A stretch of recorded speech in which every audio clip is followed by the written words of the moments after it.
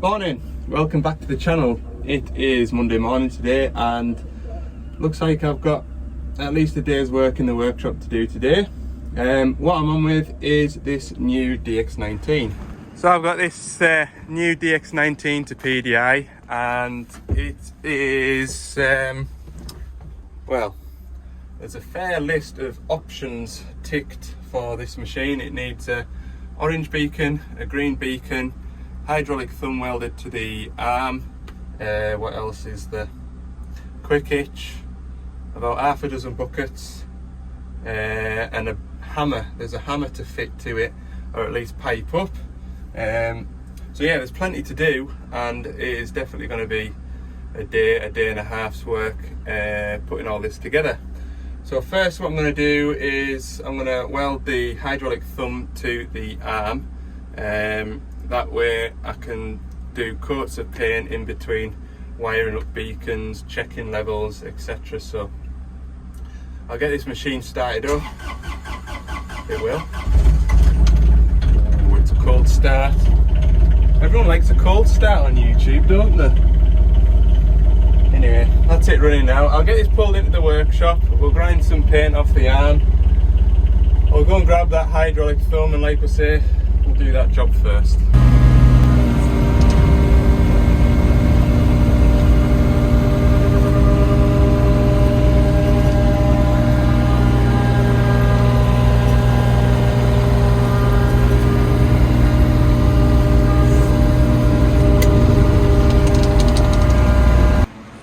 So I put the hitch on, I've curled the bucket or the bucket ram all the way around, because obviously when I weld the hitch plate on, I don't want the hitch plate to be hitting on the hitch all the time. So I'll go and get my thumb bracket now and offer it up, but I've got a feeling I'm going to have these to cut off, which won't be fun. Yeah, we're going to have to cut that off. We'll get the big 9-inch grinder on that.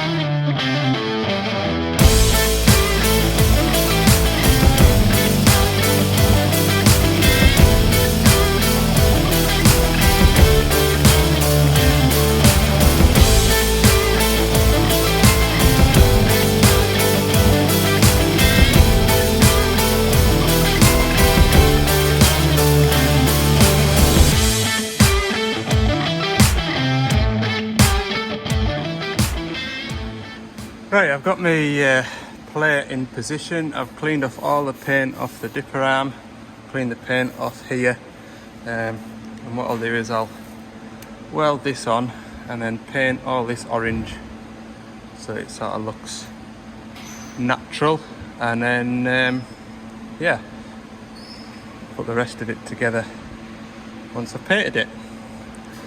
There's no real science other than in the past when I've tacked them on, you curl the hitch all the way around, you don't want it to hit this.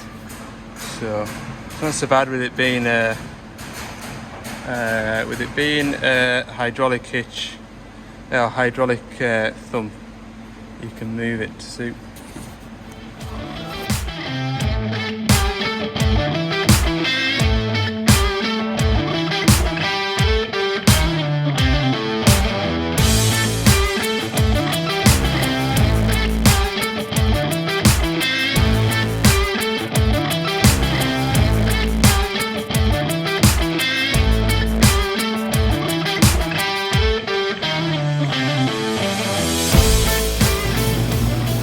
I'm not a welder, as you can see, but it's on anyway. Nothing a bit of paint and a good flappy disc won't hide it. Just putting the first coat of primer paint on now. I've taken all the bucket linkage off so we don't get any overspray. But it already looks a lot better with a bit of paint on. So as you can see, the orange that we've got in stock isn't the correct shade. So we've got some coming, that should be this afternoon, but in the meantime what I'm doing is I'm pulling the headlining out. I'm sure the wiring that goes to outside of the cab is installed on these for the orange beacon. I think it's somewhere in here, so I'm going to try and fish it out without dropping this headlining down. And then what else do I need to do? Oh, run a green beacon wire. Now what I do for the green beacon wire, I do cheat. I sacrifice the interior light, because the interior light wiring comes down this pillar, and I'm not joking yet, it is some job trying to run wiring up that pillar. So I'll use the wiring that's here and poke that out. So I've successfully pulled out the beacon switch wiring, which is already installed. Put a switch on that, and then this is the beacon plug here, which I'll run outside. I need to make a bracket and everything, so yeah, good. This is the inside of our stores container. This is the switch area, and I think this one, have a look, definitely the right shape. Yeah, perfect. Beacon switch. Just need a couple of beacon poles and whatnot, so I'll grab all that stuff and head back to the machine. If you look under here, that's where the wiring goes up through that pillar, and it's tight enough trying to feed it up there, but up at the top to pull all this headlining down, and it is such a fight trying to get anything fed out at the top of there. So this pink wire here goes down to this plug here, and it is that one there. So what we'll do is we'll take that, cut it, we'll run that over to my seatbelt clicker and then back into there, and we'll take that out and run it out of the cab to feed the green beacon. Make life easy. Nobody's yet complained about the interior light not working, and to be honest with you, it's pretty dim when it is working, so yeah, sacrifice the interior light and make my life a lot easier. So there's my favourite job nearly done. I've had to swap the reel as well as the clicker, but it's all wired in now, conduited and everything nice and safe. It's still plugged into the interior light, so when I unclick, light goes off, click it back in, light goes on. So we'll pull the wires off that now and run it through over here behind the headlining.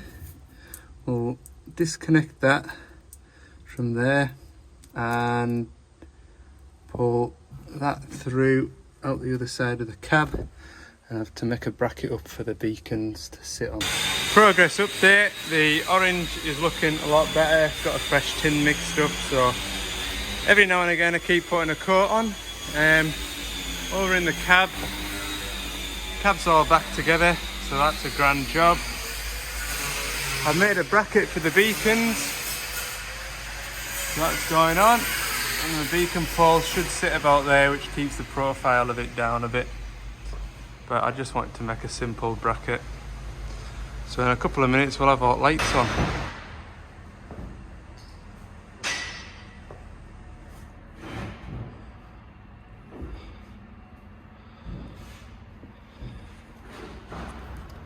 Job's a good one. Right, I'm going to tidy up some tools because we've got stuff scattered everywhere.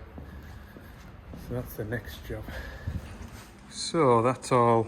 I'll put the last coat of paint on here. Every time I've been by, I've given it a quick spray with the spray paint.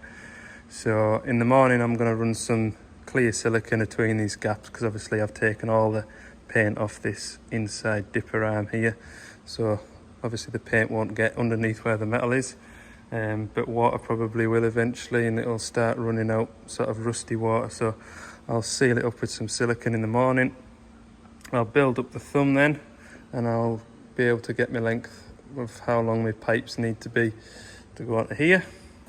And then there's a hammer up the yard that needs built up and fitted, and the pipes will be to make for it. Level check, grease, and a good wash off. So that is where we're up to. So yeah, maybe half a morning's work to do in the morning just to get it finished up. But there's no great panic to be back out and about because the weather is absolutely shocking. So we'll leave it at that for today. Hope you enjoyed it. It's just been a workshop day. I don't particularly like workshop days, being in one spot all day, but it's not so bad when you don't have too many of them, is it? You just get on with it. Right, thanks for watching, and I'll see you in the next one.